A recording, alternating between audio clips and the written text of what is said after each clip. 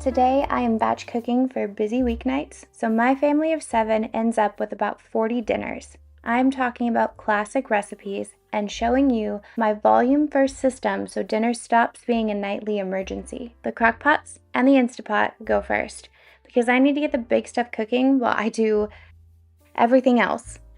And this is essentially the first step in a volume first process. You get the big stuff going and then everything else feels weirdly doable. So by batch cooking for busy weeknights, I mean that dinner gets to become automatic and there's no more nightly scramble, which I'm gonna call adult mode fully activated. First up is taco soup. Not only is this one crazy easy, but it's loved by literally every person in my house. So it actually feeds every person in my house, including the 5-year-old, which is an accomplishment all on its own. The tomato paste goes in, and then I'm going to be building the base for the soup right in the crock pot. We're going to add chicken broth and whisk it until it's smooth. Then I'm grabbing out freezer onions because past me did all of the chopping. I appreciate her so much this particular day.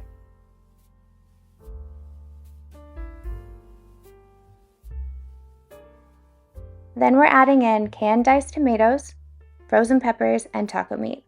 And then I'm going to be dumping in the red beans that we just made in the Instapot. We're going to grab out our taco seasoning, a little bit of salt, and garlic powder. So when I'm saying to you guys 40 dinners, it's not 40 separate recipes, it's volume. A few batches of really good food turn into many nights of really good food. Plus, this is it. This is the time for soups and chilies and stews. They're warm and comforting and easy if you plan ahead just slightly. So we fold the ingredients in, and with one good scrape around the edges, I'm gonna call it good. Now it can go ahead and cook while I move on.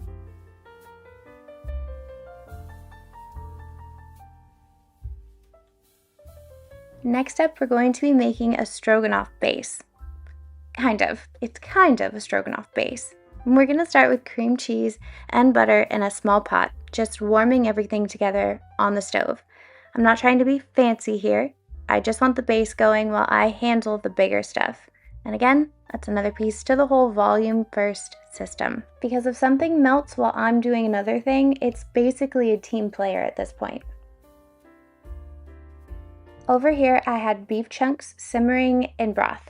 And I'm gonna be honest with you, I lost a little bit of patience with this. So I'm moving it over into the Instapot, beef the almost broth, and a little more water. And then I'm just gonna let the pressure cooker do all the work for me. Because the goal isn't to suffer for broth, the goal is volume that I can use throughout this video and then later.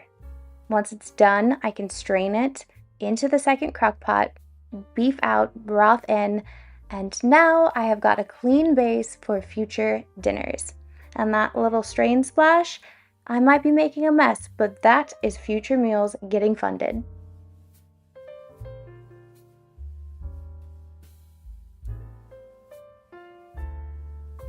Broth gets moved off to the side, and I am giving that stroganoff base a quick whisk so it stays nice and smooth.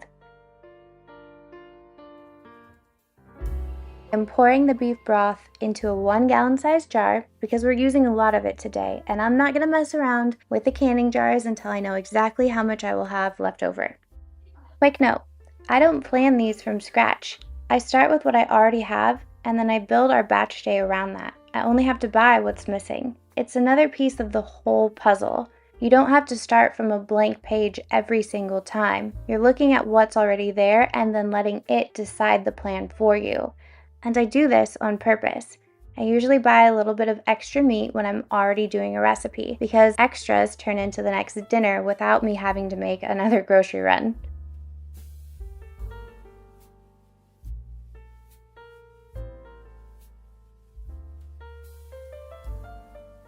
Quick reset, wipe things down, lid on the jar, and slide it out of the way. That way I can grab out the Dutch oven to boil the noodles, because while one thing is cooking, I am always starting the next. It's how the whole process stays streamlined and quick.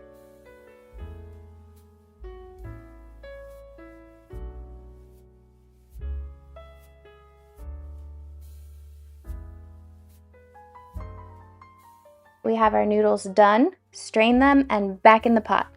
This is that big steam moment that just brings me so much joy. The mini facial that I'm getting from the steam is also reassurance that dinner is actually going to be happening in the future. So we add a little bit of olive oil so the noodles don't decide to just glue themselves together in one big clump. And I'm going to take a quick coffee break because we have multiple things running all at once today, and I'm keeping it together at the same time. Next, we have bacon going into the oven. As you guys know, I have a very, very strong love of bacon. So I always make a little bit extra just so I can sneak pieces while I'm cooking.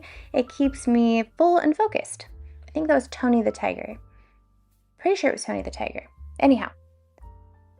So I have my sheet pan. I'm going to lay the bacon out and I'm going to do a minimum of 2 packages. So that way when I turn the oven on, it's actually earning its keep. Bacon cooks while I can move on to the next thing. Plus that little pan sheet slide, that's future me getting fed with bacon. Alright, so taco stuffed shells. This is another use what you already have moment. We had taco meat and black beans that were left over and already seasoned. So first thing this morning, I blended them together in the food processor because it makes an instant filling. And now I'm just going to take these shells and stuff them, turning leftovers into an entirely new dinner. And this is what I mean by dinner becoming automatic for you. You're not starting over, you're just repackaging the work you've already done. Leftovers don't have to mean some random night from some random Tupperware dish in the fridge. Leftovers are a clue. So if I've got extra sausage, beans, and meat, that right there is literally my next meal idea. For example, we made stuffed peppers recently. You guys will get to see that video really soon. And I bought extra Italian sausage when I planned for it. I grabbed more than we needed on purpose. So later, that extra sausage becomes Zuppa Toscana soup, another star in our video today. And you'll notice that the last few videos are all connected like this. I did a great, huge meat buy right before I started the series. I'm talking ground beef, chicken, pork chops, all of it, which I will do about every quarter. So some of that ground beef got used in different ways across the series, as you've already seen if you've been watching. And now some of it gets to become taco soup. Same with the beans. I had the red beans on hand, so that's what went in today. But you could do the same thing with black beans or white beans. The point is, work with what you've already got and then buy what you need. You don't need to have dinner have its own new personality 365 days of the year.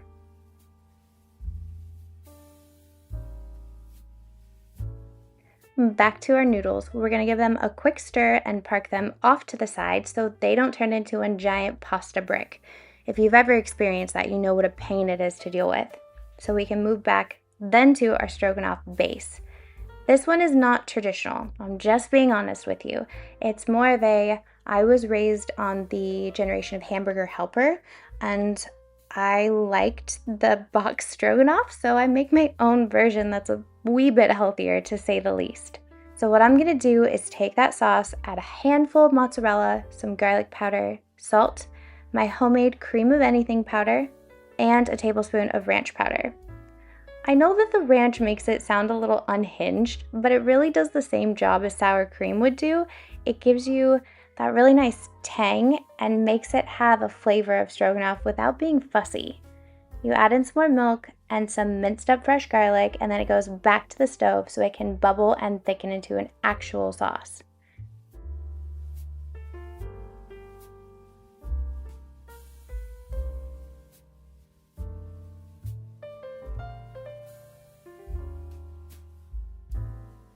Now, ground beef. I want ground beef in my stroganoff, but I also don't want these giant clumps. So I'm giving it a quick run through the food processor, just a few pulses, and it breaks up so nicely. Mix that in, wipe down the board, and keep the process moving. Because the whole batch cooking for busy weeknights system is start with your base, let it cook, and build the next piece while it's all working.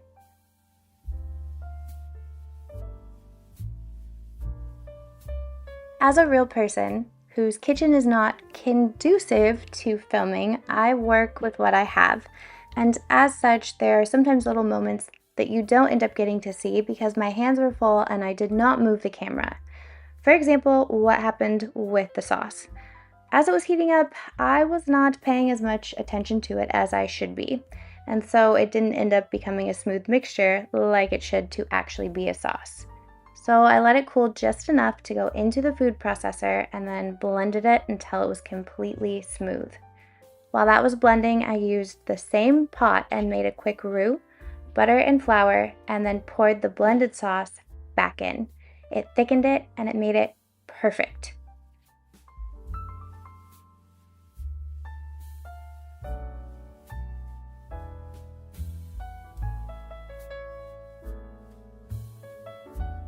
So then I can go ahead and dump it on the noodles.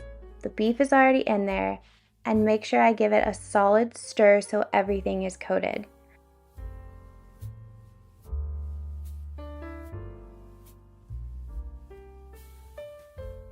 This is important. You want to go ahead and taste check your food as you're going along.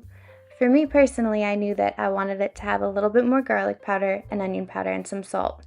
Taste tested again, and that was it. Perfection. So I divided it between 2 foil pans, and now we have a real future dinner ready to go. The next soup starts with my homemade cream of chicken base. I made a big batch yesterday and I'm using it across multiple soups today. I will do a whole video on this later. Think of it like cream of chicken soup, just homemade. I'm using about 2 cups here because mine isn't as concentrated as the stuff in the store. If you're using store-bought, you probably just want 2 or 3 cans, depending on how thick you want your soup to be. So then I'm going to add into this 4 cups of chicken broth and about 1.5 cups of really small diced green peppers. Then we're going to go ahead and add into this base garlic powder, onion powder, salt, pepper, and a little bit more minced garlic. If you're not a super big garlic fan, you can always go a little lighter on it. I'm tossing in a few handfuls of diced up carrots and onions. I prepped those yesterday, so I had everything ready today and it wasn't just one giant video of me chopping everything in my house. And then I'm doing something a little bit different for chicken noodle soup. What I am doing is tossing in a handful of mozzarella. It sounds odd, but it actually makes it really creamy and really delicious. As I looked at the pot, I realized I could basically double this recipe and fill it up to the max. I will say that this is a bit of a gamble because you don't want it to boil over, but I made it work. This one freezes really beautifully in those silicone soup freezer containers.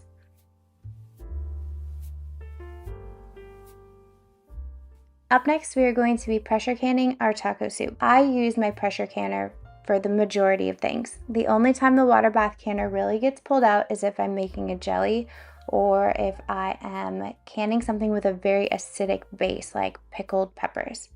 So I'm very comfortable with my pressure canner at this point. It's almost a best friend. If you don't use a pressure canner or you aren't comfortable with it just yet, you're not behind. Don't worry about it. All of these soups today freeze beautifully. I ended up using a 1 cup measuring scoop than a ladle just because it's faster and it holds more. It also prevents an increased opportunity for me to spill on the counter. And you don't see it on the camera, but I do the unglamorous steps every time, including wiping off the rims and getting the lids on correctly. The pressure canner is already going in the background. And honestly, that's why I do voiceovers. My home is loud, the stove is loud, and I'm usually juggling about 3 things at once. But this is the payoff. I end up with shelf-stable taco soup that turns into dinner on a night where I don't have the brain space to start from zero. And as we start back up with the kids' programs again, Monday nights, Wednesday nights, Friday nights, and then music lessons on Tuesdays, the last thing I want to have to worry about is dinner. So quick note, all of the recipes will be on the website unless it's something that's truly straightforward. Kind of you dump it in a bowl and walk away, or it takes about 2 steps on camera and then you're good. So next up we have Zuppa Toscana, which is my husband's absolute favorite soup. I'm using the same Crockpot that we did the taco soup in. Same homemade cream of chicken base again. 4 cups go right in. And then you remember that extra Italian sausage I told you about from the stuffed peppers? This is exactly what I mean when I say it all flows together. It was already cooked and ran through the food processor, so it's not in huge clumps, and it drops right in and is perfect for soup. And this is not traditional, but I am adding in a little jar of diced green chilies. It sounds random, but again, it adds that little bit of acidity that balances out the richness really nicely. Then we're going to add an onion and kale. Kale is a classic here. It gives it that beautiful pop of color and it holds up really well in the dish.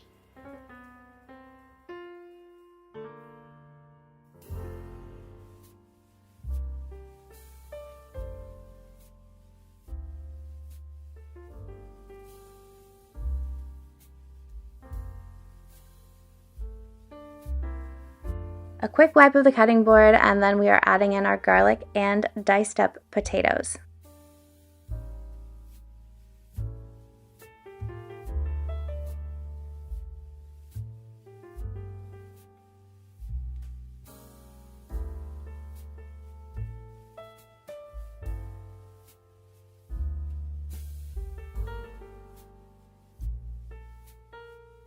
And then this just cooks until the potatoes are soft and everything tastes like it's been doing the right thing all day long.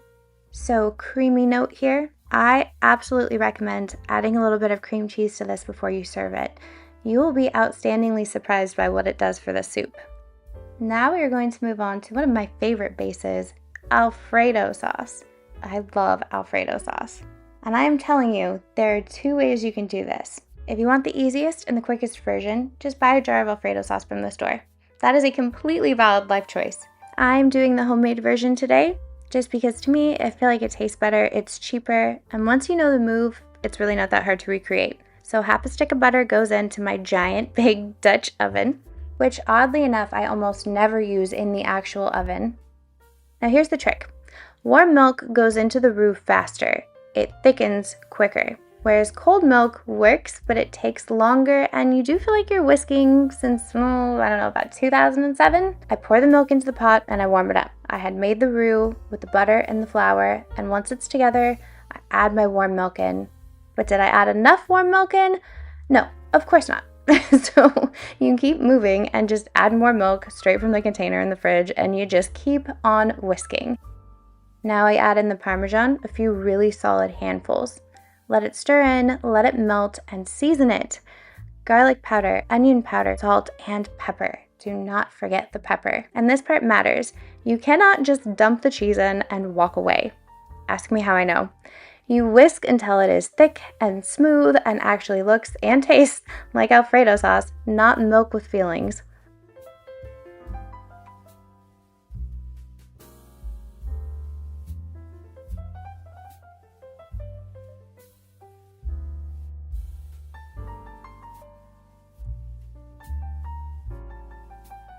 Now, if you're using a jar of Alfredo sauce, here's the upgrade so it doesn't taste like a jar of Alfredo sauce.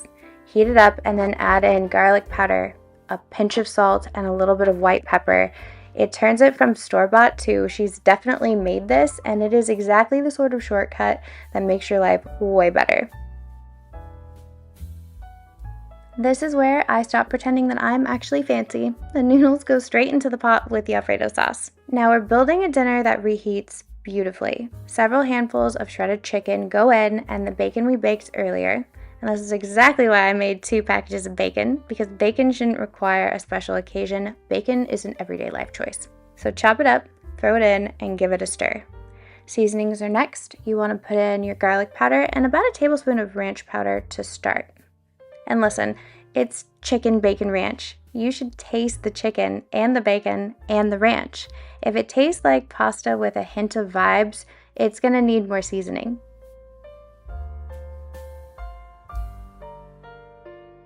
So here is the rule that I actually want you to take away from this. Taste it while you're making it. Don't wait until it's in the foil pan and labeled and you're emotionally done with it. Taste it now and then adjust it. So that's exactly what I did. I tasted it, and Although there's probably enough bacon in it, I was like, no, this definitely needs more bacon. And I'm not doing this because I'm trying to be extra. I'm doing this because I'm freezing this dish, and anything reheated later needs to be delicious or it's just sad. And I am not freezing sad food. Then I'm going to throw in a handful of diced onions. Raw onions are perfectly fine here because this is going to be reheated later. So they'll soften and they'll mellow and they'll just make everything taste like a real dinner and not a beige emergency in your kitchen. So you stir it again and you taste test it. And once you hit that, okay, yes, I would eat this on purpose and be happy about it, that's when you're going to put it into your foil pan, lid goes on, and it's another future dinner already handled. All right, this next one was actually pretty shocking to me because I am not a chicken salad person. I'm not even really a potato salad person unless it involves salt and vinegar chips, which I realize is a weird stance to have, but we are where we are. Or if it's that crispy, or if it's that super crispy potato salad, I could eat that every day. But that's another recipe for another day. So I saw this and I was like, okay, for a chicken salad, this sounds ridiculously good. So I saw this recipe and was like, okay, this sounds ridiculously good. So we're gonna give it a go. And I am not exaggerating. I tasted this when I was mixing it and then ended up making myself a giant bowl and just ate it while I continued to cook. And of course, the second that mom has food, everybody suddenly needs to know what it is and whether they can have some. So this accidentally became dinner, and then it accidentally became everybody's dinner. And I ended up making about 3 batches of it, which is why I also never plan dinner on batch cooking days like today, because one of the things that I end up making is going to feed us that particular day. We are not making a whole separate dinner on freezer meal day. And also wild bonus, it actually freezes pretty well for something with a mayonnaise base. So after I had thawed this later on the counter for a bit, I dumped it into a fine mesh strainer over a bowl and let the extra liquid run off. And then it was absolutely perfect for pinwheel wraps. I mean, this was so genuinely good that not a single person in my house complained or even realized that I hadn't made it from scratch.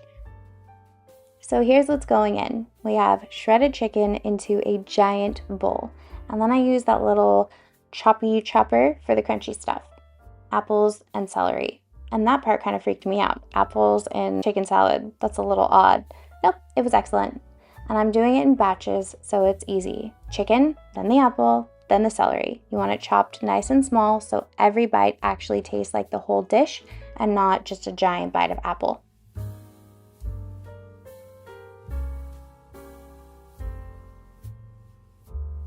We do have a brief interruption because bacon is in the oven and there is no point in burning that. That would just be a very sad day. So we pull it out, let it cool, chop up the bacon, and throw it in.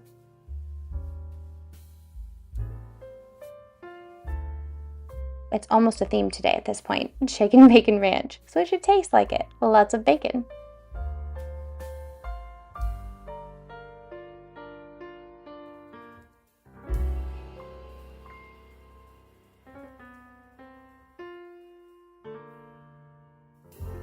Ranch powder goes in, and then the creamy base that we're doing is half mayonnaise, half sour cream, and that is completely on purpose.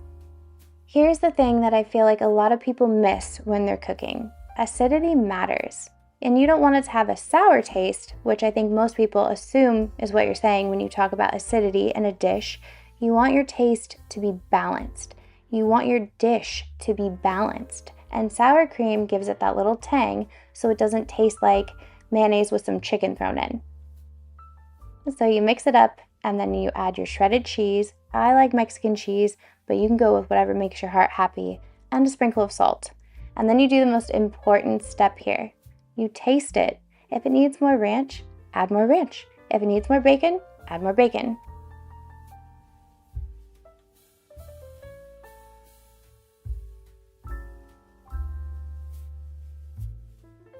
Because you're probably going to be eating it later. That's the whole point of batch cooking and freezer days. And you don't want to freeze meh. That's no good for anybody. That's really it. It's so good, shockingly fast, and will be eaten immediately by anyone who lives in your house. Next up, we have more stuffed shells. And this is one of those freezer meals that feels like you did a lot, but you really didn't. First, you have your shells. You boil them just until they are soft enough to stuff. And yes, they are going to be undercooked in spots on purpose. You'll probably actually see it when you see the shells. Because if you're freezing pasta and you're reheating it later, you don't want to cook it all the way. If it's perfectly al dente right now, it's going to be mush when you bake it later. Undercooked now equals perfect later.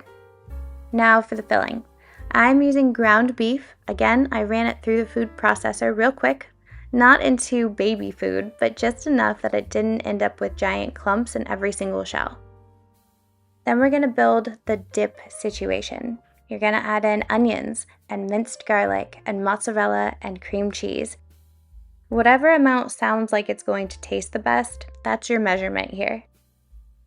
Add in a can of diced tomatoes and a little bit of onion powder, some Italian seasoning, and salt. Lid on, you press the button, and it's amazingness. So our pan's set up. Put the sauce on the bottom, marinara, pasta sauce, whatever your people will eat, that is what you're doing here, because no one wants shells welded to the pan. It is startling how much they will stick if you do not do this. And yes, Seth absolutely had to open the jar for me. I am a capable adult with one specific weakness: very tight jar lids. Then our cookie scoop goes back to work. Scoop the filling, stuff the shells, line them up, pour more sauce over the top, and that's it. Future dinner tip: if you bake these later, you can throw cheese over the top at the end, and it turns into this full-on, cozy baked pasta energy. And you're doing it without having to actually bake any of the pasta that day. It's beautiful. I have one quick question for you guys. If you could have one dinner handled every week, what would it be? Let me know in the comments. And that's really it. Batch cooking for busy weeknights doesn't have to be cooking more. It can be cooking once and getting multiple nights out of it. So I planned this out into a series for you guys before I came back from my break, and I'm really glad. Your next step is going to be right here with the rest of the playlist.